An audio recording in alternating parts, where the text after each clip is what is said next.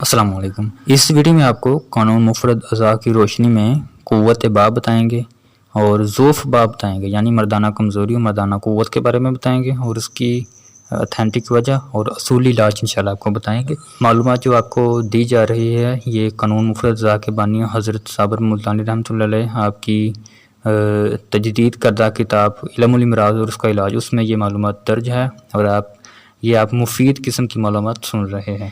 چونکہ مردوں کے اعضائے تناسل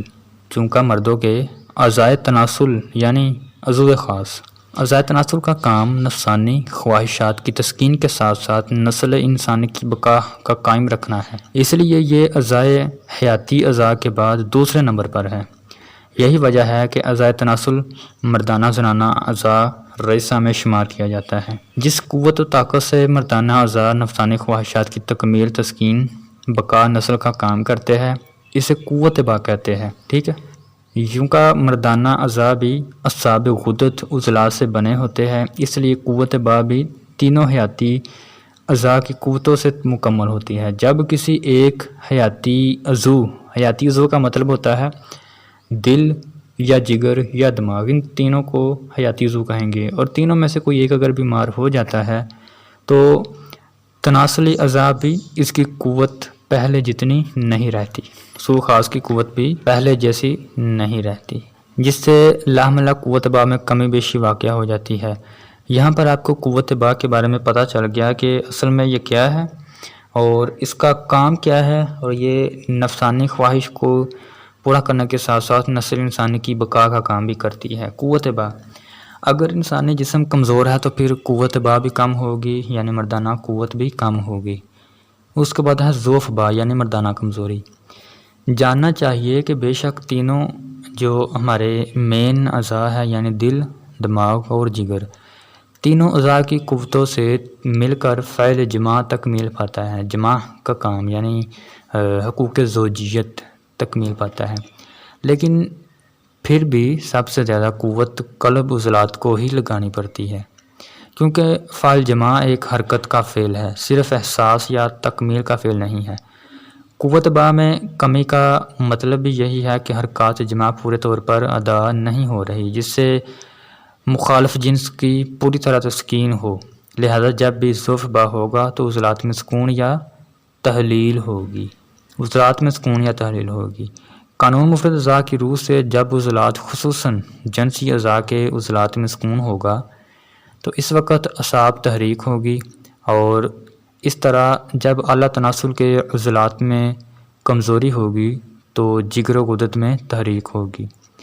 دونوں صورتوں میں ضعف با ہوگا، لہٰذا دونوں صورتوں میں یہ فرق واضح ہوگا۔ اول صورت میں ضعف با یعنی مردانہ کمزوری کے ساتھ ساتھ نامردی بھی ہوگی، انتشار میں بے حد کمی، بلکہ بعض اوقات بالکل نہیں آتا، پیشاب کا رنگ بالکل سفید ہوتا ہے۔ اس کے برعکس اگر جسم میں غدی تحریک ہے، جسم میں گرمی بہت زیادہ ہے، تو انتشار تو ہوگا لیکن انزال جلد ہوگا، بعض اوقات دخول سے پہلے ہی انزال ہو جاتا ہے۔ ایسے مریض کا پیشاب تھوڑا تھوڑا آتا ہے، رنگت میں زردی مائل ہوتا ہے۔ اعصابی ضعف با میں نفسانی اثرات میں خوف، ندامت، یعنی جب جسم میں ٹھنڈک پیدا ہو جائے، ٹھنڈا مزاج پیدا ہو جائے تو اس وقت جو نفسیاتی اثرات پیدا ہوتے ہیں اس میں خوف، شرمندگی، اور یہ ضعف با کا سب سے بڑا سبب ہے۔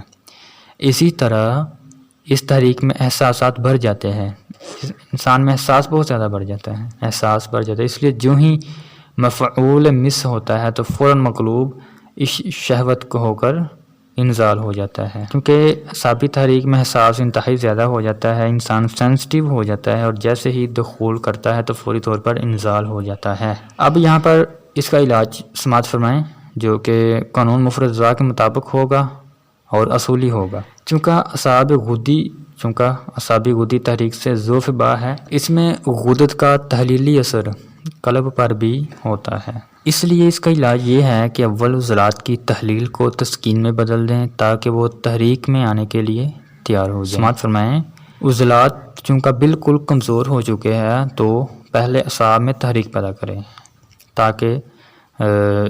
جگر میں تحریک پیدا کریں۔ اگر ہم اعصاب میں تحریک پیدا کریں گے تو عضلات میں تسکین ہوگی اور جگر میں تحلیل ہوگی۔ اس مقصد کے لیے اعصابی عضلاتی ادویاں دیں، اعصابی عضلاتی مزاج کی دوا دیں جس میں گوند کتیرا، گوند ککڑ اور خار خشک وغیرہ ادویاں یہ ہوں گی۔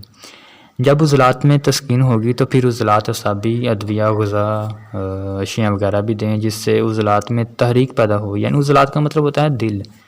جب دل ہمارا بالکل سکون میں ہے، دل کام نہیں کر رہا تو اس کو مضبوط کرنا ہے، مضبوط کرنے کے لیے ایسی دوا غذا دے جس میں فولاد کی اجزاء ہو، فولاد کی اجزاء یعنی قانون مفرد اجزاء کے فارماکوپیا کے عضلاتی اعصابی نسخہ جات ضرورت کے مطابق آپ دے سکتے ہیں اور بے حد مفید ہے، ضعف با بلکہ نامردی تک کو ختم ہو جائے گی۔ اگر انتشار کی بے حد کمی ہو تو پھر عضو تناسل میں تحریک لانے کے لیے، اگر انتشار کی بے حد کمی ہو تو عضو تناسل میں تحریک لانے کے لیے عضلاتی گدی تلا یا مالش ہوتی ہے وہ عضو تناسل پر لگائی جاتی ہے، یہ بے حد مفید ہے۔